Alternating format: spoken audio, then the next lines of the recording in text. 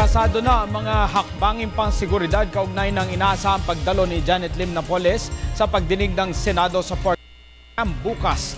Ayon sa mga senador, pagkakataon ito para kay Napoles na sagutin at harapin ang mga nag-aakusa sa kanya ng katiwalian. Narito ang report ni Christine Santos. Handang-handa na ang Senate Blue Ribbon Committee sa gagawing pagdinig bukas kay Janet Lim Napoles na di umano'y utak ng 10 billion pork barrel scam. Kabilang sa paghahanda ang isinagawang ocular inspection at dry run ng security convoy ng Philippine National Police sa Senado upang matiyak ang seguridad ni Napoles. Hindi naman umubra sa Senate Blue Ribbon Committee ang pagtatangka ni Napoles na ipagpaliban ang hearing bukas. Ayon kay Senate President Franklin Drilon, may abogado o wala, kailangang dumalo sa pagdinig bukas si Napoles upang makapagbigay ng testimonya. Dagdag pa ni Drilon na ayon sa Senate rules, ituturing pa rin na testigo si Napoles sa halip na isang akusado. Tuloy ang hearing bukas, dadalhin ng pulis si Mrs. Napoles dito sa Senado at iharap sa Blue Ribbon. Sa aming rules, these are resource persons. Sila po yung mga testigo sa aming rules of procedure.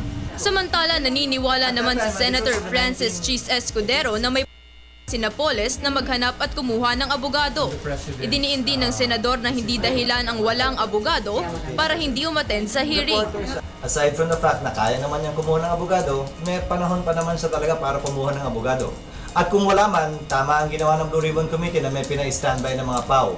Binanggit din ni Drilon at Escudero na mayroong naka-standby na abogado mula sa Public Attorney's Office bukas, ngunit desisyon na ni Napoles kung tatanggapin o tatanggihan niya ang serbisyo.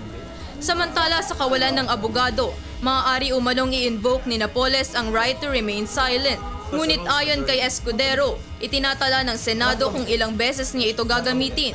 Kaya naman sa hindi tamang paggamit, maaaring ma-cite in contempt si Napoles. Under our rules, kung nagdi-disagree ang Senado ron, pwede siyang i-cite in contempt.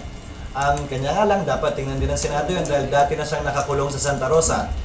Ang sinasite in contempt ng Senado, usually dito sa Senado kinukulong. May aircon dito, mas maganda pa. Sinabi rin ng senador na oportunidad ang ibinibigay ng Senado kay Napoles para sagutin at harapin ang nag-akusa sa kanya, kaya importante ring dumalo sa pagdinig ang mga whistleblowers. Sa katunayan, oportunidad dito. Inakusahan siya dito sa komite. Binibigyan namin siya ng pagkakataong sagutin at harapin yung nag-akusa sa kanya sa parehong komite ng Senado. Kung gagamitin niya yon, maganda para sa kanya. Kung hindi man, kawalan niya yon. Para sa Telebisyon ng Bayan, Christine Santos.